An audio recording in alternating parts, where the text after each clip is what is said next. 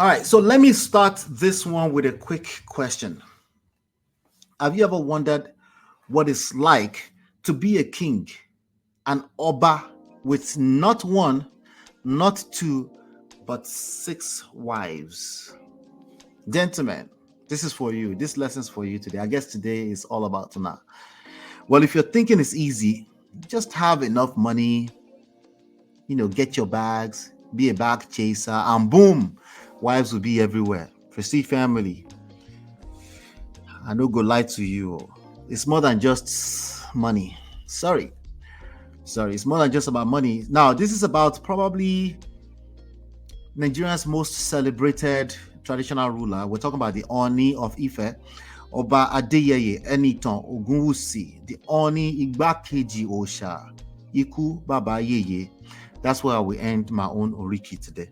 Now, this is a king who, when you hear his name, you're tempted to think of ancient places. You think he's celebrated even in the South Americas, everywhere, royal robes, and of course the many wives that come with the title. But wait, before you get carried away by all the glitz and the glamour of royalty, let's take a closer look at this man's journey. Ooni of Ife wasn't born with a silver spoon in his mouth. No. This guy hustled his way to the throne. Well, not hustled the throne, but he was I think he was a real estate developer. But also the kingship thing is always a hustle, right? And the journey to the kingship, well, let's just say it wasn't all palm wine and jollof rice. Now, Oba Ogunwusi, they call him the Ojaja. Is it Ojaja? Remimi Ojaja 2. Ojaja 2. Yeah, he was born 1974. I think he just turned 50 actually. So that's why I'm highlighting him today. He ascended the throne as the 51st Ooni of Ife after the passing of Oba Okunade Shijuade in 2015. Ile-Ife is believed by many to be the center of not just Yoruba people, but the world. Like there's a Yoruba myth of creation around. It all started with Oduduwa, the first person Oduduwa, but we're learning more as time goes on with that. So let's not worry about the Yoruba creation myth for today, but let's just know that Ile-Ife is the home of all of Yorubas all over the world, all of the Yoruba tribe, which is one of the three main tribes in Nigeria. When I say three main tribes, understand that there are literally more than 150 tribes in Nigeria, I heard. Okay, so before becoming the king, this man had a few challenges. You know how life can be, especially when you're destined for greatness. This guy faced some serious problems with relationships. The only reason why I'm highlighting is relationships, of course. Yes, evil kings get into relationship drama. First, he had a child when he was just a teenager with an Omolara Olatubosun. Imagine being a teenager, still figuring out life, and suddenly, bam, you're a father. That's not a joke, right? And to add more spice to this story, for the first years of his daughter's life, the baby mama in interviews said he was an absentee father. Obviously, he was a teenage father. Anyway, you know how Nigerian social media can be, right? Everyone would have had something to say, of course, about that. A king to be who can't even be present for your own child. He was a teenage dad. What do you want from him? Anyway, but life, as they say, let me rewind first of all. If you're a teenage dad, you are responsible for that child, though. So there. Let's borrow ourselves brain. You are responsible. If you know how to plug your bola into a kwekus, you're now a responsible dad. Okay. So hopefully you can be responsible. But anyway, let's continue the story. But life, as they say, moves on. He and Amolara co-parented and things improved over time. Fast forward to 2008. Marriage enters the scene. Ooni married Adebukola. But guess what? By 2016, the marriage ended. That's like 8 years later. The marriage ended. Then in March 2016, he thought, maybe Benin women will be better for me. Edo women. So he married Zainab. This one too didn't last. By 2017, I think it was already on the throne at that time, she filed for divorce. Prestige family. That's two marriages down the drain in less than 10 years. A whole king, a whole Ooni of Ife, okay, is unheard of. Now, by now, you might be wondering, why is this king having trouble with keeping a wife? In fact, many wondered and even mocked him. Stay with me, we're getting somewhere. In October 2018, the Oni gave love another shot and married the Olueleje Tutu, the beautiful prophetess Naomi. She's actually a woman of God. A prophetess, you say, I know. Yeah, yeah. Yes, a king, an Oba can marry a woman of God. And if that can happen,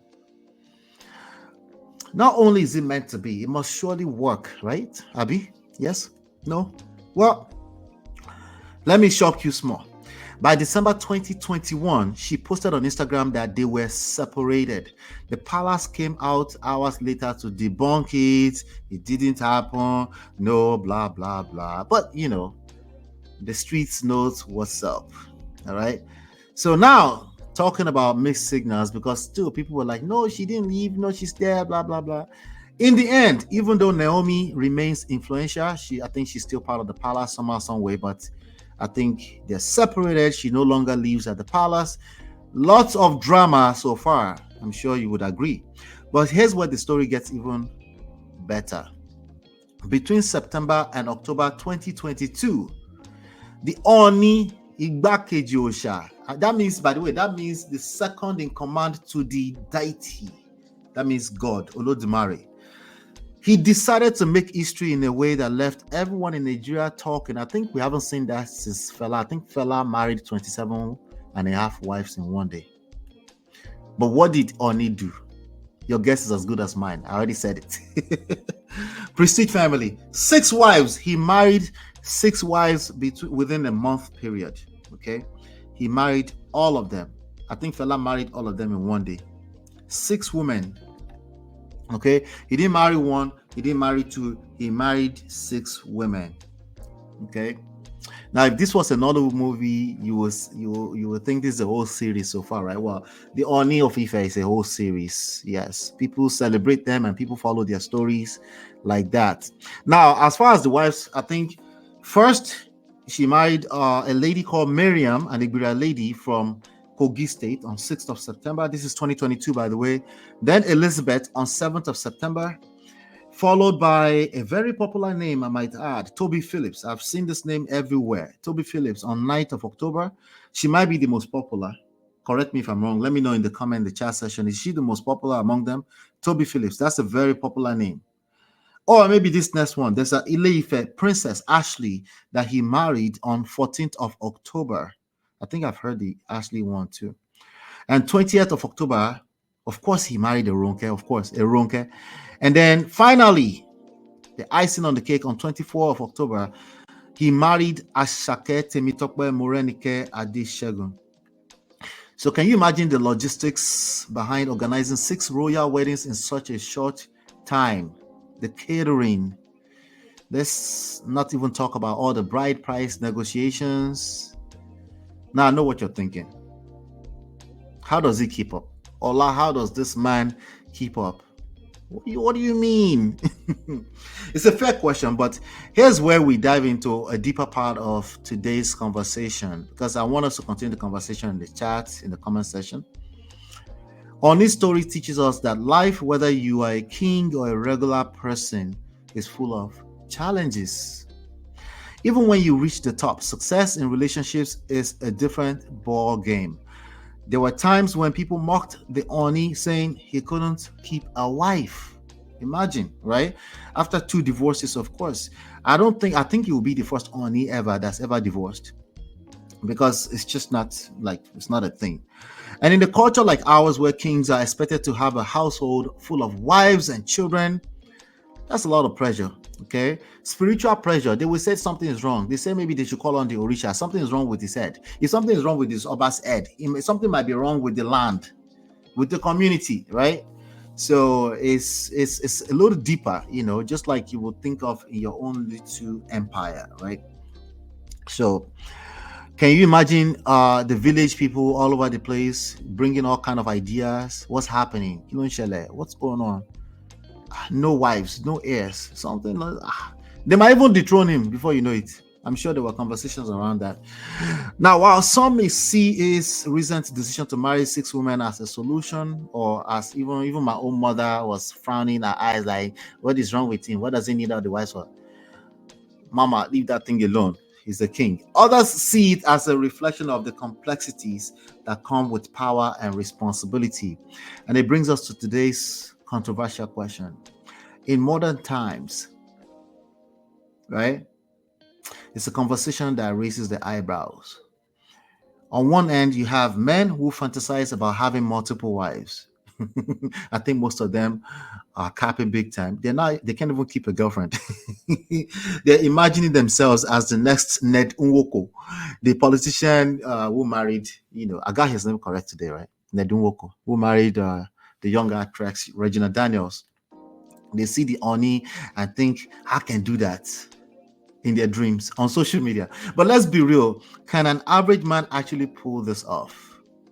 See, we like to bluff about these things to keep women in check.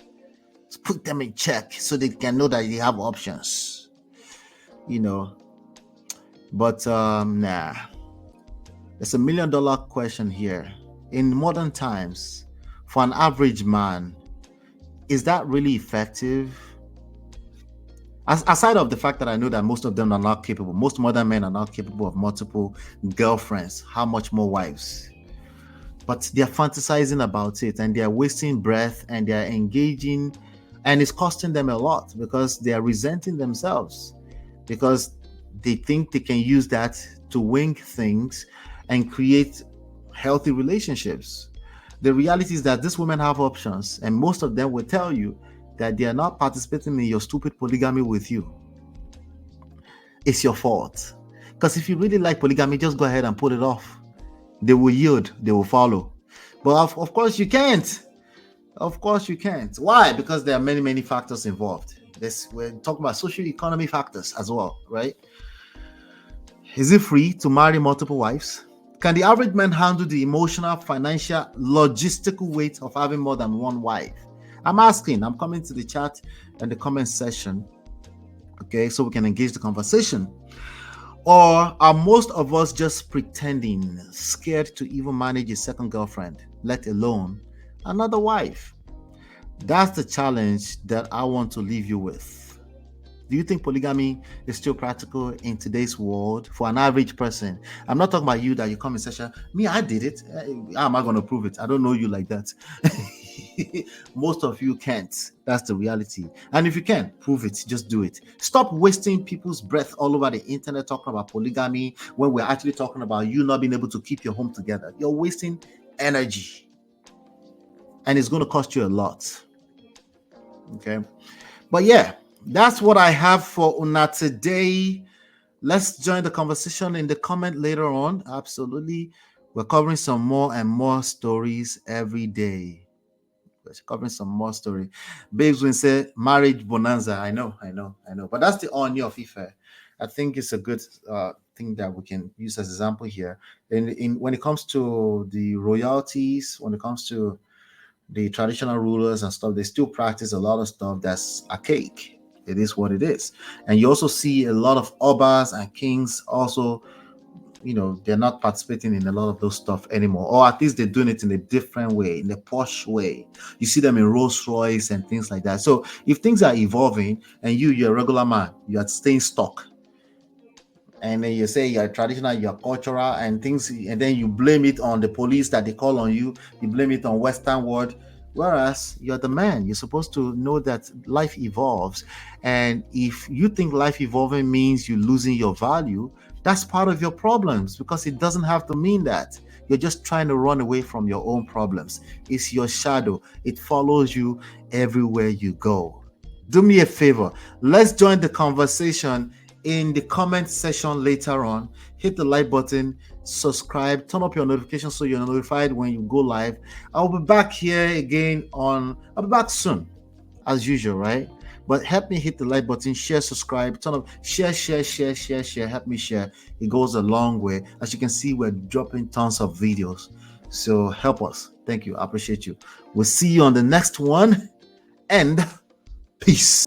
Hey Prestige fam, show some love to the video. Hit like, subscribe, and share. Are you in Europe, America, and struggling in your relationship? From argument to abuse and trust issues, we're here to help. Lola and I founded Prestige Marriage Academy to transform your story. With 20 years of friendship, 17 years of marriage, experience with navigating the ups and downs of marriage, and personalized coaching, includes 24/7 support. Ignorance is expensive. WhatsApp us at +1 732 305 8577 to book a free discovery session today and take charge now. Don't wing it. Join us in creating the love life you deserve.